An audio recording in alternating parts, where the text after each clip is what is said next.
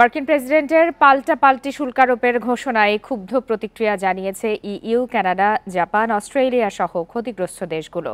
এই সিদ্ধান্তকে বড় ধাক্কা উল্লেখ করে পাল্টা পদক্ষেপের ঘোষণা দিয়েছেন ইইউ কমিশনার উর্সুলা। কঠোর পাল্টা পদক্ষেপের হুমকি এসেছে কানাডা থেকেও। নতুন মার্কিন শুল্ক নীতি মোটেও বন্ধুসুলভ নয় বলে মন্তব্য করেছেন অস্ট্রেলীয় প্রধানমন্ত্রী অ্যান্থনি অ্যালবানিজ।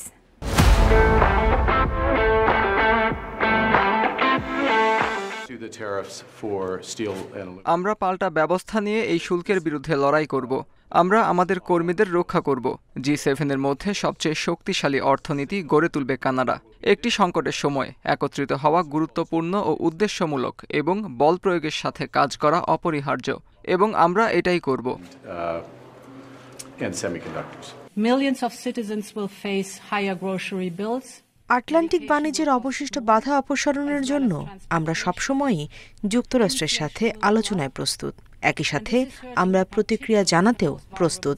ইস্পাতের ওপর শুল্কের প্রতিক্রিয়ায় আমরা এরই মধ্যে পাল্টা ব্যবস্থার প্রথম প্যাকেজ চূড়ান্ত করেছি, এবং আমরা এখন আমাদের স্বার্থ এবং ব্যবসা রক্ষার জন্য আরও পাল্টা ব্যবস্থা নেওয়ারও প্রস্তুতি নিচ্ছি।